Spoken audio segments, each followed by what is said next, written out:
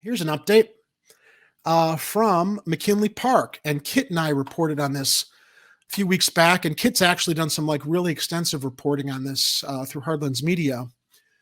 McKinley Park asphalt plant fined after hundreds of complaints. Of course, the owner is appealing. And do you want to know what Matt Asphalt was fined for those hundreds of complaints polluting McKinley Park and the surrounding area? $4,000. $4,000. They don't have a permit. They're polluting the neighborhoods there. $4,000 and they're appealing it. Let's go into the story from Chicago Sun-Times by Brett Chase. The owner of a controversial McKinley Park asphalt plant, cited 8 times by Chicago inspectors for pollution violations last year, is asking a state court to overturn $4,000 in fines recently assessed by the city. Because, they can't afford that. They can't afford that. The fines, handed out last month for 2 citations in spring of 2020, were the first for any alleged pollution violations for the plant built directly across from McKinley Park on Pershing Road, an operation that has drawn hundreds of odor and nuisance complaints from nearby residents over the past 3 years. Matt Asphalt, which is co-owned and operated by city contractor Michael Tadden Jr. Let's spread that name in shame over social media. Michael Tadden Jr. filed a complaint last week in the Chancery Division of Cook County Circuit Court against Public Health Commissioner Allison Arwady and Patricia Jakowiak, the chief administrative law judge for the city, after being fined for air pollution and the handling of materials that can create dust. A court hearing date is set for February 15th. That's next year. During one of the visits to the facility in April of 2020, a city health inspector cited dust and other materials in the air, trucks leaving the area with airborne emissions from their loads, and a foul odor. The wind was blowing directly at me during this inspection, an inspector wrote. I observed the odor of rotten eggs and fine particulate was blowing at me. Can you imagine breathing that shit? Living nearby there, this plant operating without a permit, and having that stuff blown into the air, your kids coming and going from school, you coming and going from work, it coming into your house when you might have ventilation going with your window fans.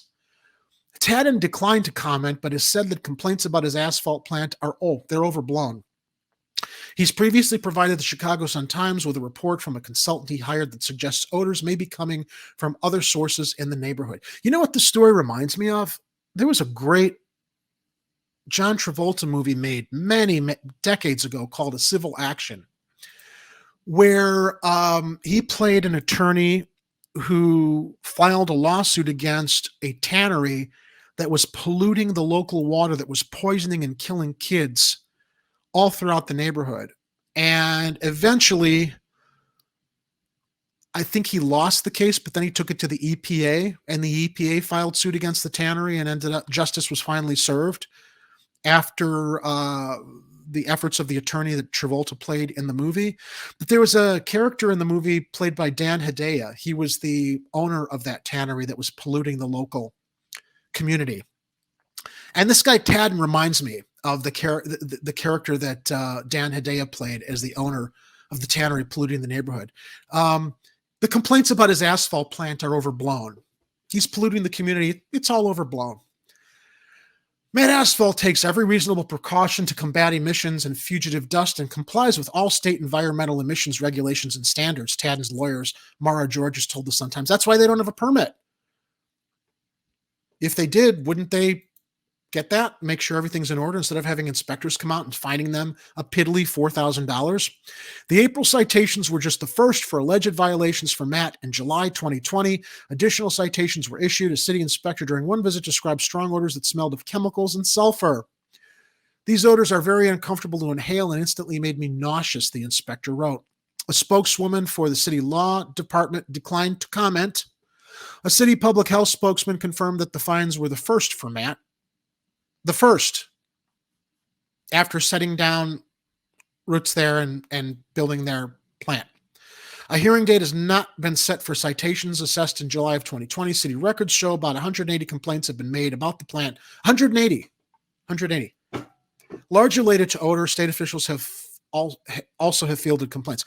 So, again, I mentioned earlier that Kit did an extensive, let me get this off screen here, an extensive report on Matt Asphalt that we ran before a segment when we talked about it a few weeks back, and it's also on our Chicago Corner channel.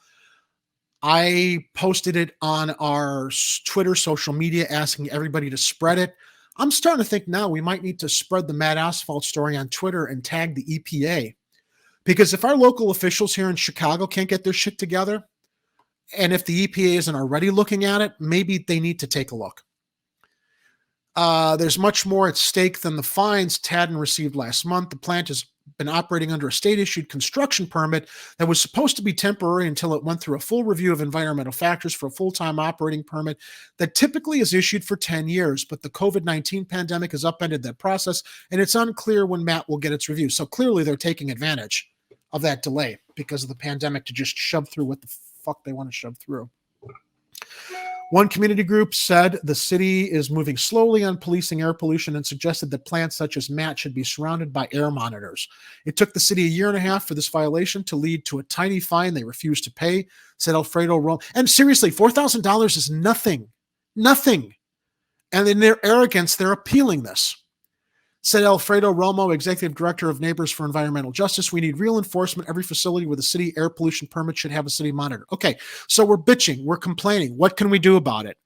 I'm going to subclip this story. I'm going to put it on our Twitter. I'm going to put it on our Facebook.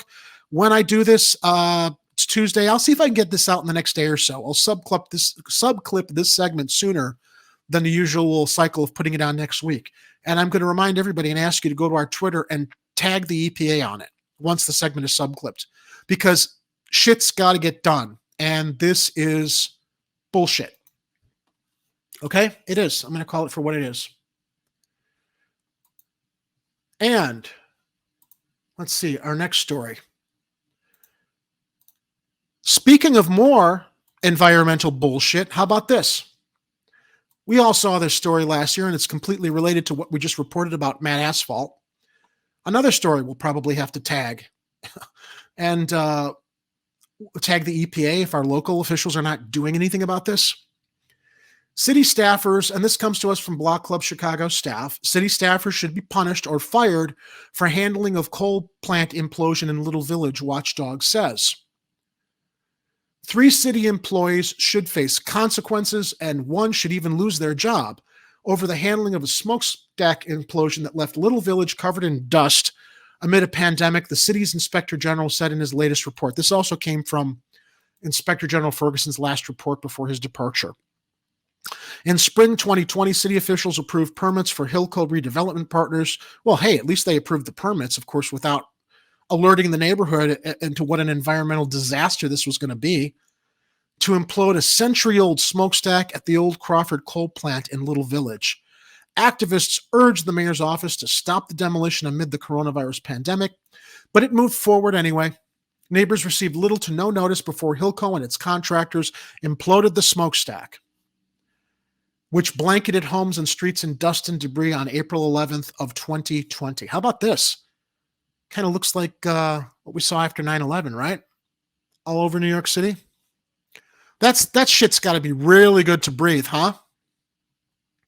In a report released Monday, former Chicago Inspector General Joe Ferguson recommended discipline against 2 Department of Building officials who were involved in the permitting and planning process for their implosion. You know what they're going to get, though, right? You know what they're going to get. Right? A 3rd official with the Department of Public Health should also be disciplined and possibly fired, the report said. Ferguson's full investigation into the implosion was not published. Of course not. Of course not. Why would you want to publish that? Why would you want to make that part of the public record and disclose what the fuck went on? The Sun-Times reports the findings were sent to Mayor Lori Lightfoot's office in order to give the city a chance to respond and either accept the recommendations or propose its own course of action. All in the light of Lightfoot thanking Inspector General Ferguson in her Chicago Tribune op-ed, which is just more bullshit. God, she talks, she acts like she cares, but she is just so fucking ineffectual. For 2 years, the Little Village Environmental Justice Organization had urged the city and state to provide more oversight during the demolition of the old Crawford coal plant after activists called for more regulations and air monitors.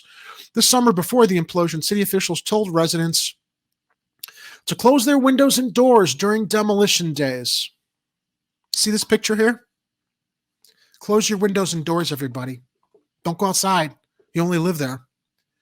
Said Kim Wasserman, executive director of the organization. Following the incident, Lightfoot issued a stop work order and a 6-month moratorium on implosions across the city, calling the implosion an utter failure.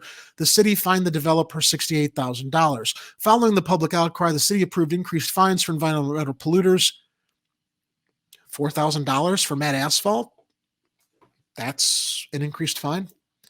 It also passed a law to revoke tax incentives given the industries that betray the public's trust. The law is not retroactive, so it can't be used to punish Hilco, which already received $19.7 million in tax breaks to build a Target distribution center on the site, which opened in August.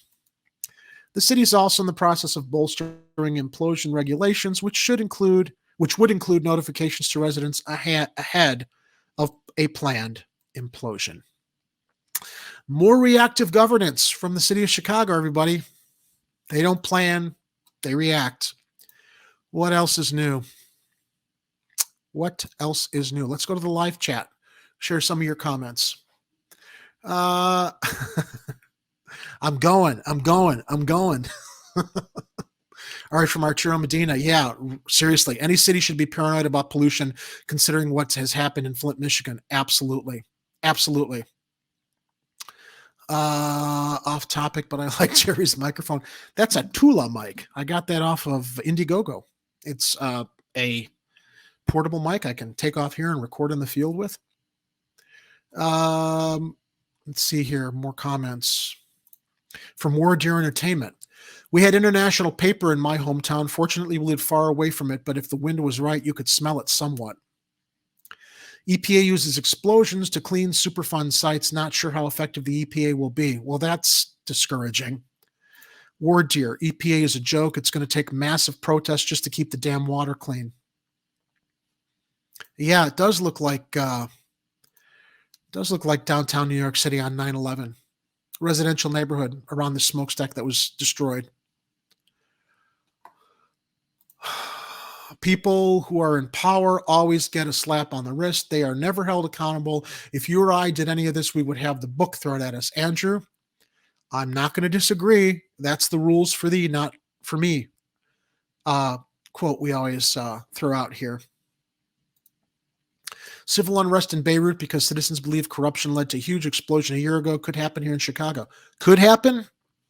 Should happen. Art. And yes, the Democrats are just as bad as the Republicans. Absolutely. Absolutely. Absolutely. Absolutely. Love to see massive protests in Chicago. New York City has too many Karens and hipsters to do anything here. Oh, here's a whole other conversation, rabbit hole. Amazing how the implosion of Building 7 didn't look a thing like a controlled demolition on falling at almost this acceleration, typical of gravity, not much impeded. Luckily, NIST didn't know high school equation. Yeah, that whole 9/11 conversation would be interesting. And truedemocracynow.org, there are many instances where the ineffectual or complete lack of response is intentional. Yeah, pretty much. Was there asbestos in that smokestack considering its age? Probably.